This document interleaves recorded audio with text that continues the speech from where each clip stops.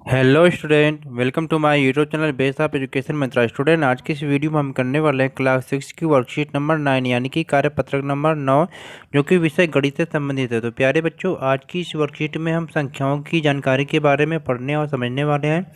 तो चलिए हम शुरू करते हैं अपनी वर्कशीट को। वर्कशीट शुरू करने से पहले प्लीज़ मेरे चैनल को सब्सक्राइब करें, जिससे कोई भी वीडियो अपलोड करें आपको आसानी से मिल सके। तो प्यारे बच्चों, ये जो हमारी वर्कशीट है, ये वर्कशीट हमारी जो करेंट क्लास की है, यानी कि प्रेजेंट क्लास में हम जिस क्लास में 6 में, तो 6 की वर्कशीट है। और डेट हमारा क्या है कि 2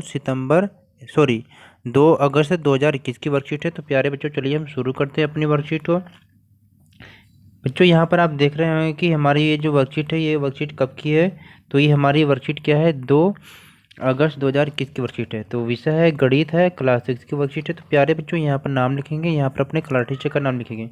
तो आज हम संख्याओं की जानकारी के बारे में पढ़ने और समझने वाले हैं। तो संख्याओं के क्रम को हम बढ़ाते हुए आज हम गुणा को समझने वाले हैं, यानी कि मल्टीप्लाई को समझने वाले हैं कि अब यहाँ पर आप देख रहे हैं कि इस बॉक्स में जितने भी हैं, इसे 1 2 3 4 5 6 7 8 9 10 11 12 13 14 15, यानी कि इस आयताकार में 15 बॉक्स है और इसमें भी क्या है, 15 बॉक्स है, यानी कि दोनों क्या लगभग लगभग बराबर है। इसमें यही बताया जा रहा है कि दोनों बराबर, जैसे कि 3 × 5 यानी कि 3 × 5 और 5 × 3, दोनों जितना करेंगे मल्टीप्लाई, यानी में 3 × 5 बराबर, ये भी 15 हो गए। अब 5 × 3, ये भी इसमें कितने 15 हो गए, यानी कि दोनों क्या है, बराबर थे। यहाँ पर आपको यही बताया जा रहा है कि दो संख्याएं बराबर कैसे कैसे होती हैं। इसमें आपको समझाया गया है 3 × 5, ये किसके बराबर हो सकता है कि अगर हम 5 को 3 बार प्लस कर देंगे तो ये भी 15 आएगा, यानी कि 3 × 5 और 5 + 5 + 5 बराबर 15 है, यानी कि दोनों को करने के बाद बराबर 15 ही आएगा। जैसे यहाँ पर 5 × 3 बराबर कितना 15 होगा। आज के बराबर क्या है, 3 + 3 + 3 + 3 बराबर कितने 15 होगा। तो इस तरह क्या है, दोनों संख्याएं क्या है आपको बराबर प्राप्त होगी। तो यहाँ पर आपसे आपको यही बताया जा रहा है। फिर यहाँ पर हम देखते हैं, तो यहाँ पर आपको बार बार क्या जोड़ना पड़ेगा, गुणनफल है, सेबाई है, कितनी बार गुणा, इन सबको आपको का अच्छी तरीके से समझना है बच्चों, क्योंकि हमें सीखना है तो समझना ही पड़ेगा। तो आगे हम कुछ संख्याएं को देखते हैं कि गुणनखंड के बारे में कुछ रोचक तथ्य हैं, यानी कुछ नियम है जिनको हम समझेंगे तो भी हम आसानी से क्या है गुणनखंड कर पाएंगे या गुणा कर पाएंगे। पहला क्या है कि यदि कोई संख्या शून्य से गुणा की जाती है तो गुणनफल हमेशा क्या शून्य होता है, यानी कि हमें 3 × 0 से अगर मल्टीप्लाई करेंगे तो हमेशा हमको शून्य ही मिलता है।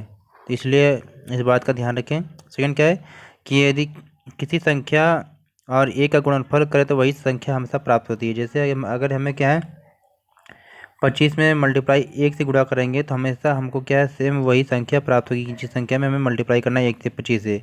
या तो हमें 355 या किसी भी संख्या से आप उसमें 1 से मल्टीप्लाई करेंगे तो हमेशा वही संख्या ही आपको प्राप्त होगी, यानी कि 355 ही आएगा।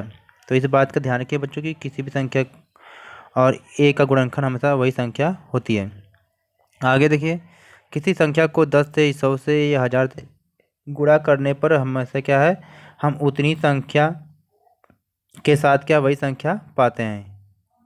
यानी जैसे देख रहे हैं एग्जाम्पल में 23 में 10 से गुणा किया हमने, तो 23 के आगे हमने 1 0 लगा दिया, यानी 10 की जगह पे 1 0 लगा दिया, 230 हो गया। ठीक उसी प्रकार 456 में हमने 100 से मल्टीप्लाई किया तो क्या 456 लिख के 00 हमने लगा दिया, यानी वही संख्या प्राप्त होगी, लास्ट में 2 0 बढ़ जाएगा। ठीक इसी प्रकार 738 में 1000 से मल्टीप्लाई हमने किया था, 738 लिख के 3 0 हमने लिख दिया। तो ये थी बच्चों हमारी कुछ गुणा से संबंधित आपको एक्सरसाइज थी, जिसको हमने अच्छे तरीके से समझा। अब चलिए दिए गए जो क्वेश्चन है इसको हम हल करने की कोशिश करते हैं, यानी कुछ एग्जाम्पल देखते हैं और फिर इसके बाद हम क्वेश्चन को हल करने का प्रयास करते हैं। तो पहला हमारा एग्जाम्पल है कि 123 और 321 का गुणनफल ज्ञात करना, यानी कि दोनों को आपस में मल्टीप्लाई करना है, जो संख्या है उसको हमें प्राप्त करना है। तो चलिए हम देखते हैं कि हमने मल्टीप्लाई किया यहाँ पर 123 में 321 से। चाहे आप 123 को ऊपर करें या 321 को ऊपर करें, इसमें कोई फ़र्क पड़ने वाला नहीं है। तो यहाँ पर हमने देखा कि हमने 123 को सेम यहाँ पर उतार दिया, फिर 2 से मल्टीप्लाई किया इसमें तो ये संख्या आई, फिर हमने 3 से मल्टीप्लाई किया तो ये संख्या आई, फिर आपस में हमने तीनों को जोड़ दिया, तीनों को जोड़ने के बाद है क्या हमें ये संख्या प्राप्त आई थी। इस तरह से आप समझेंगे। सेकेंड क्वेश्चन हमारा कर रहा है कि एक व्यक्ति का मासिक वेतन कितना है, 2625 है, और उसकी वार्षिक आय आप जानते हैं कि एक वर्ष में मासिक वेतन कितना हो गया 2625, और एक महीने में आप जानते हैं कि कितने, अरे एक ईयर में आप जानते हैं कितने महीने होते हैं, 12 होते हैं। तो इसी प्रकार से अगर उसकी टोटल आय अगर काउंट करेंगे तो 2625 में क्या हम 12 से मल्टीप्लाई कर देंगे तो उसकी क्या है टोटल क्या है वार्षिक आय यहाँ पर प्राप्त हो जाएगी। तो प्यारे बच्चों, अब तक हमने यहाँ पर क्या है 2 उदाहरणों के माध्यम से हमने इस वर्कशीट को अच्छे तरीके से समझा है। तो चलिए इस वर्कशीट में दिए गए जो क्वेश्चन है इसको हम हल करते हैं। तो पहला क्वेश्चन आपसे पूछा गया है कि 562 में आपको जीरो से मल्टीप्लाई करना है तो कौन सी संख्या प्राप्त होगी। तो यहाँ पर आपको जीरो संख्या प्राप्त होगी। सेकंड क्वेश्चन है कि 8741 में हम 1 से मल्टीप्लाई करते हैं तो कौन सी संख्या प्राप्त होगी। तो यहाँ पर वही सेम संख्या प्राप्त होगी 8741। तीसरा क्वेश्चन आपसे कह रहा है कि 546 में अगर 100 से मल्टीप्लाई करते हैं तो कौन सी संख्या प्राप्त होती है। तो 546 में आप 100 से मल्टीप्लाई करेंगे तो आपको वही संख्या प्राप्त होगी, बस आगे 2 जीरो आपको बढ़ा देना है। लास्ट क्वेश्चन है इसमें चौथा कि 541 में अगर 100 से मल्टीप्लाई करते हैं तो कौन सी संख्या प्राप्त होती है।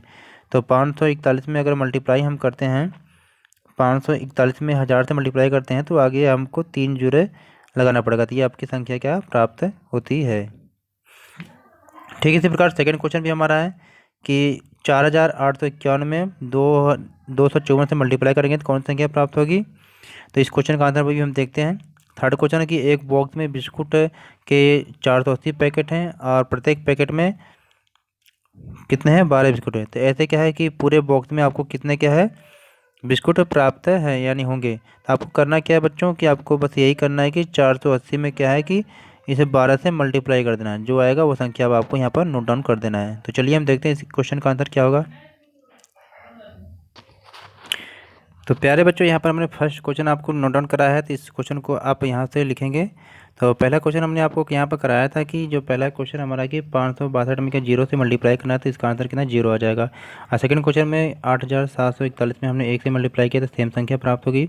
और थर्ड वाले में 546 में 100 से मल्टीप्लाई किया तो हमने 546 लेके डबल जीरो लगा दिया। और चौथे में कि 541 में 1000 से मल्टीप्लाई किया तो 541 बराबर 000 हमने लगा दिया। और फिर सेकेंड क्वेश्चन था हमारा यहाँ पर, सेकेंड क्वेश्चन था कि 4851 में 254 में मल्टीप्लाई करने के बाद जो संख्या प्राप्त हुई हमने यहाँ पर नोट किया था, यानी कि 4851 में,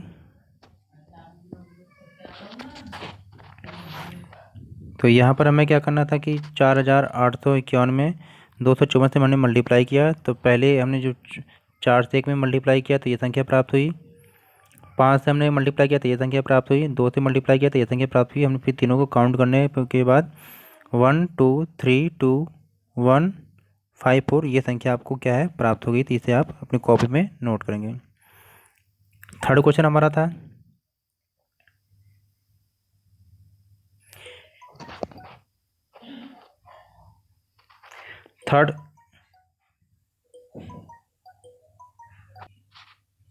थर्ड क्वेश्चन हमारा है कि एक बॉक्स में जो था 480 पैकेट थे और प्रत्येक पैकेट में आपको क्या है 12 बिस्कुट थे। तो इस प्रकार क्या है एक बॉक्स में कुल कितने बिस्कुट होंगे। तो 480 को हमने 12 से मल्टीप्लाई कर देंगे तो पहले मल्टीप्लाई करने के बाद ये 960 संख्या प्राप्त होगी। सेकेंड में 480 जब टोटल इसको काउंट करेंगे तो कितने 5760, यानी कि बॉक्स में कुल कितने बिस्कुट हो जाएंगे 5760। तो प्यारे बच्चों, ये थी हमारी आज की वर्कशीट जो काफ़ी इंटरेस्टिंग थी, मल्टीप्लाई से संबंधित थी। हमने इस वर्कशीट को बहुत अच्छे तरीके से कंप्लीट किया। तो प्लीज़ मेरे चैनल को सब्सक्राइब करें, वीडियो को ज़्यादा से ज़्यादा लाइक और शेयर करें।